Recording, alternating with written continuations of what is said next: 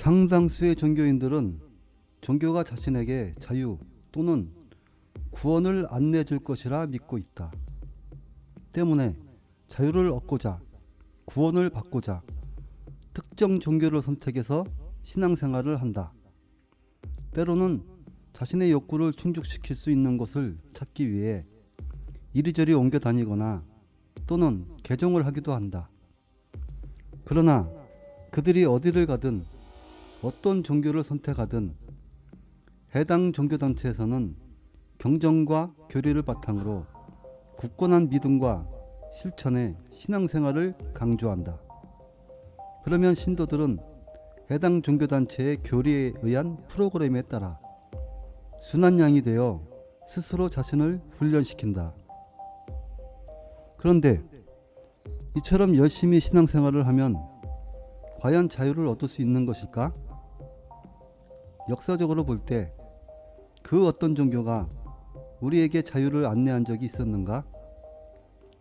말로는 자유를 펼친다고 떠들어대지만 사실상 각종 종파를 만들어 끊임없이 서로 자신들의 교리를 내세우고 있을 뿐 자유는커녕 우리를 분열시켜 투쟁과 적대감을 조장하고 있지 않은가?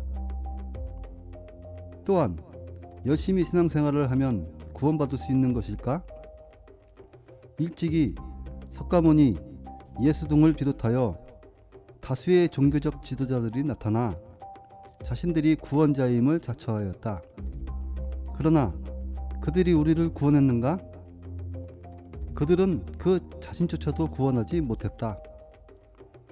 오히려 그들로 인한 각종 종교의 등장으로 인해 구원은커녕 끊임없는 배척과 수많은 종교전쟁을 양산했을 뿐 현재 우리 사회의 혼란과 불안, 고통과 피해가 여전히 지속되고 있다는 것은 부정할 수 없는 사실이 아닌가? 이렇듯 분명한 사실을 두고 도대체 누가 누구를 구원한다는 것인가? 이전 영상 신과 함께하는 삶에서 살펴보았듯이 우주에 존재하는 모든 만물은 절대적 에너지, 즉 신에 의해 생성된 하나의 공동체이다. 요컨대 우주 만물은 각각 개성은 다르지만 각 개체가 독립되어 있는 것이 아니라 미세물질을 비롯하여 무병방대한 은하계에 이르기까지 서로 하나의 생명의 에너지로 연결된 공동체인 것이다. 따라서 나와 성자는 인격이 다르고 외모가 다를 뿐 근본을 이루는 본성 자체는 다르지 않다. 즉 개성이 다를 뿐 본질적으로는 차이가 없는 것이다. 죄인과 성자도 마찬가지다. 죄인은 불필요한 죄의식으로 고통을 받고 있고 성자는 나는 너희들보다 거룩하다는 망상적 자아의식으로 고통을 받고 있는 것일 뿐 고통받는 것은 같은 처지다. 그런데 누가 누구를 구원한다는 것인가? 이를 간과하고 아직도 나는 메시아다, 나는 신의 독생자다, 나는 신의 예언자다, 나는 신이 보낸 사자다 하며 오만방자한 선언과 명령을 남발하는 정신병자들이 나서서 꼴값을 떨고 있다. 우리가 원시인인가? 우리는 21세기에 살고 있는 문명인이다. 그들에게 당당하게 말해주라. 그대는 그저 불쌍한 인간일 뿐이다. 그대는 사기꾼이요 범죄자일 뿐이다 라고. 한편 기독교인들은 예수가 인류를 구원하기 위해 자신을 스스로 십자가에 못 박게 했다고 말한다. 그런데 왜 인류가 구원되지 않았는가에 대해서는 아무도 의문을 품지 않는다. 의문은커녕 그들은 예수님은 우리의 구세주입니다를 끊임없이 반복하고 있다. 도대체 무엇을 어떻게 인류를 구원했다는 것인가? 물론 당신이 뭔데 상관이냐고 하면 할 말은 없다. 또한 기독교를 모함하고 싶지도 않다.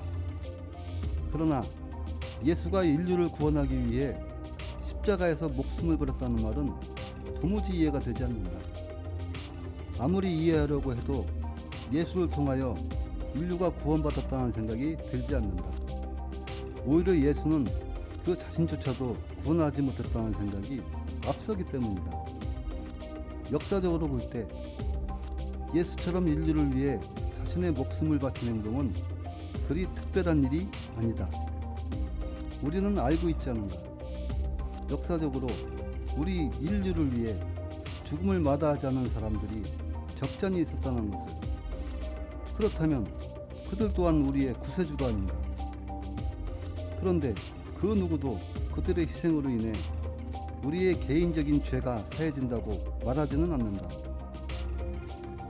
이처럼 속죄의 책임을 외적인 그 무엇에 돌리는 것은 심리적 범죄라고 할 수 있다.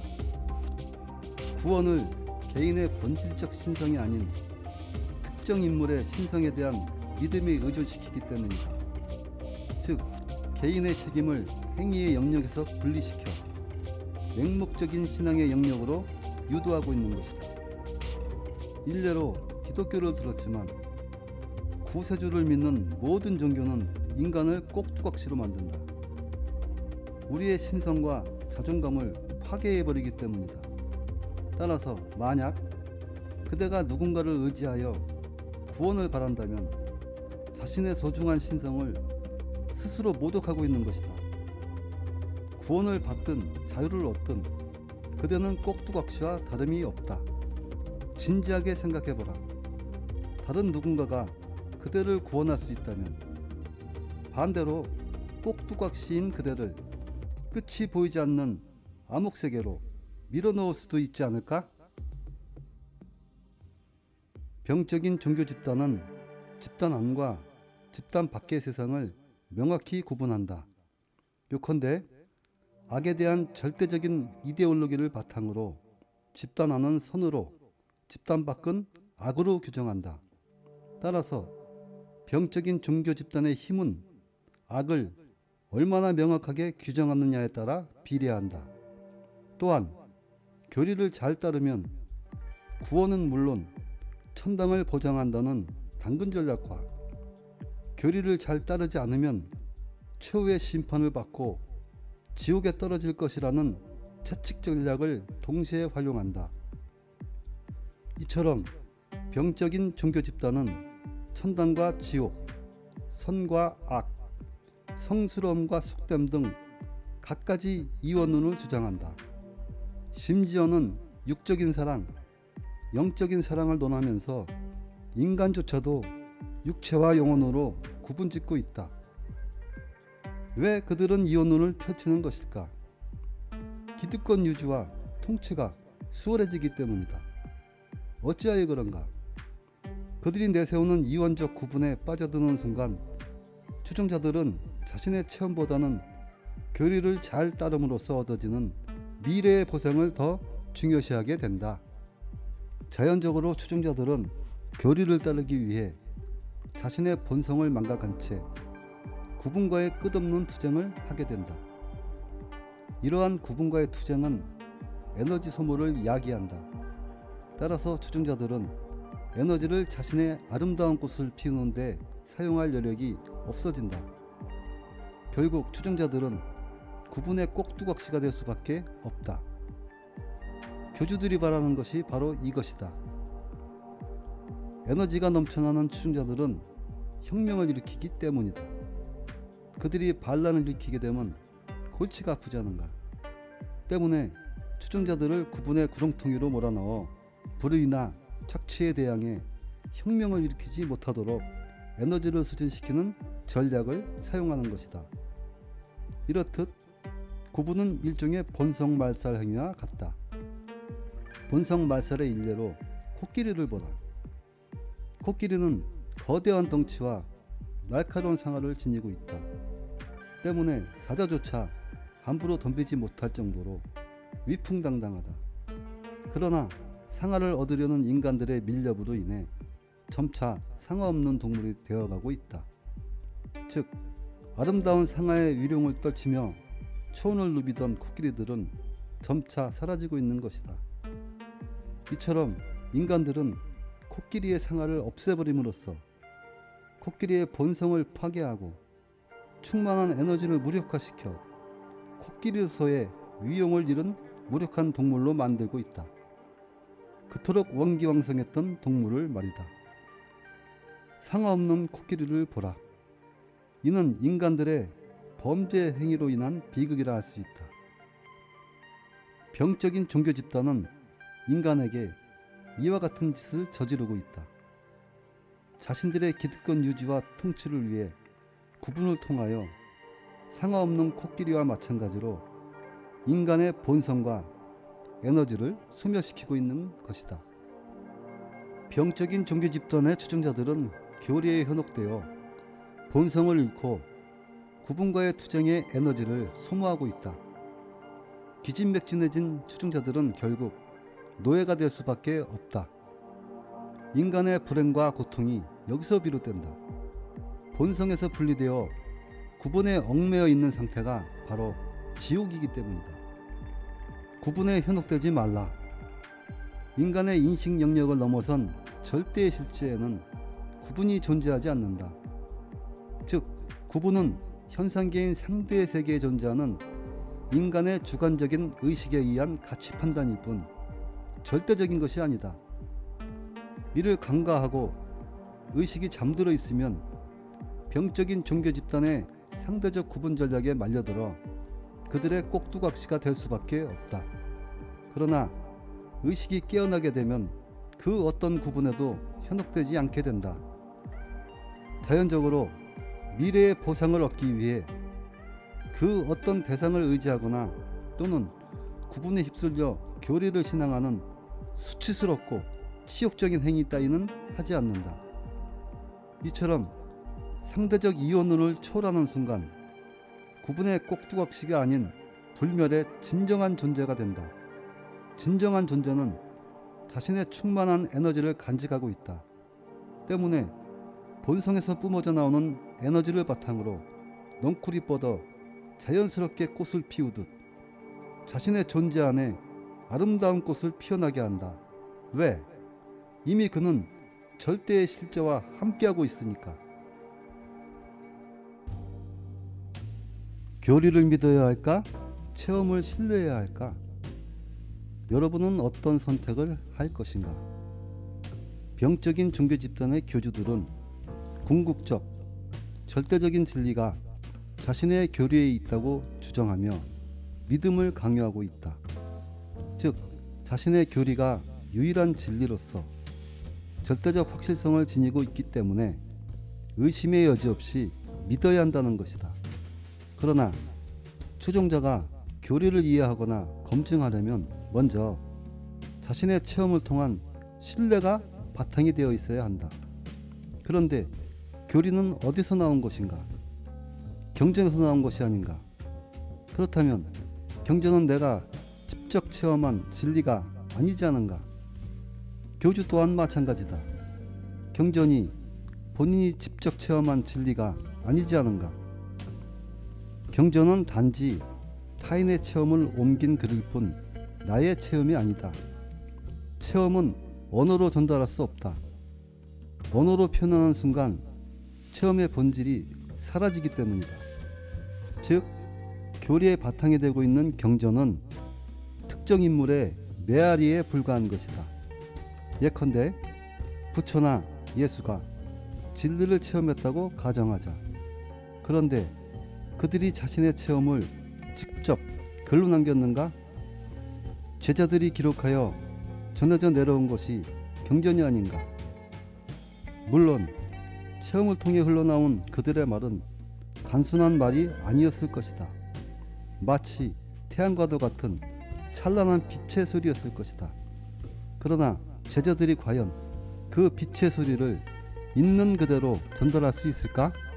문제는 여기서 야기한다. 그들이 체험을 말로 전달하는 순간 이미 현존이 사라지기 시작한다. 그 다음 제자가 그 말을 들을 때 더 많은 것이 사라진다. 그리고 제자가 그것을 글로 기록할 때 그나마 남은 여운마저도 사라진다. 그뿐인가? 당시 제자들은 자국어로 기록을 남겼다. 그런데 세계 각국의 언어로 번역되어 전해지고 있다.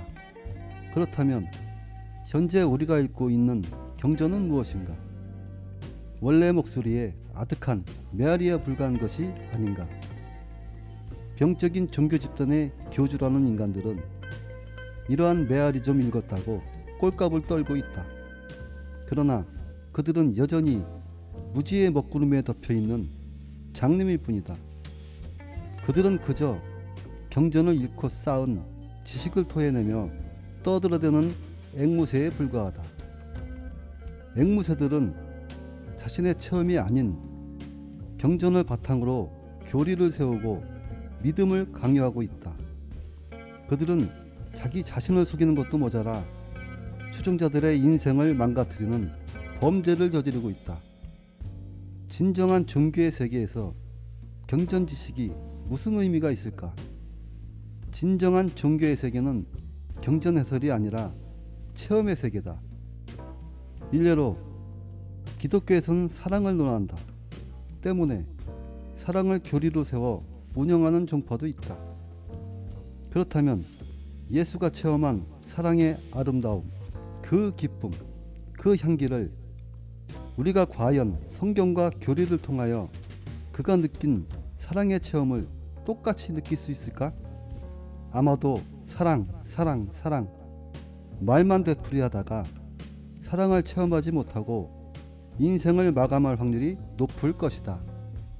사랑의 체험은 너무나 고귀한 것이어서 단지 사랑이라는 말로 전달할 수 있는 것이 아니다. 사랑의 체험을 말로 번역하는 순간 그것의 본질은 죽어버리기 때문이다. 사랑의 체험도 이러한데 하물며 진리는 어떠하겠는가? 진리는 영원하고 무한한 실제로서 언어로 전달할 수 있는 영역이 아니다. 그런데 진리의 체험에 경전이 무슨 소용이 있는가? 또한 교리가 무슨 쓸모가 있는가? 진리는 언어를 초월한다. 경전과 교리는 언어의 차원이다. 언어는 진리가 아닌 환상이다. 언어는 잠시 보였다가 사라지는 신기루와 같다. 신기루를 보았다고 기뻐하지 말라. 신기루가 사라지면 어둠의 세계가 펼쳐질 것이다. 자존감이 낮은 사람일수록 신기루에 현혹되어 자기 자신을 저버리고 특정 경전과 교리로 조직화된 단체의 일원이 된다. 그러나 진리를 체험한 사람들은 경전에 뭐라고 적혀있든 흔들리지 않는다. 또한 교리가 어쩌고 저쩌고 한들 신경 쓰지도 않는다. 그들은 어떠한 경전도 외우지 않는다. 그들은 거룩한 경전에 관심이 없다. 그들은 순수의식에서 나오는 대로 행동할 뿐이다. 그들은 어떤 사상이나 교리, 계율이나 경전에 의해 움직이지 않는다. 어떤 종교인이든 조직화된 특정 교리체계나 경전에 얽매여 있는 한 그는 진정한 종교인이 아니다. 진정한 종교인은 당당하게 홀로 서 있는 사람이다. 진정한 종교인은 신기루에 현혹되어 그 무엇을 의지하거나 추종하지 않는다. 집착 또한 하지 않는다. 이렇듯 치우침과 집착이 없는 홀로서기가 바로 진정한 종교의 초석이라 할 수 있다. 홀로 서보라. 진리는 그대를 빛의 세계로 안내할 것이다. 홀로 있음에 영롱한 아름다움이 있고 찬란한 빛이 있다. 빛의 세계는 무한한 사랑과 축복, 기쁨과 환희의 세계다. 홀로 서보라. 그대는 진리와 하나가 되어 빛의 세계로 들어가게 될 것이다.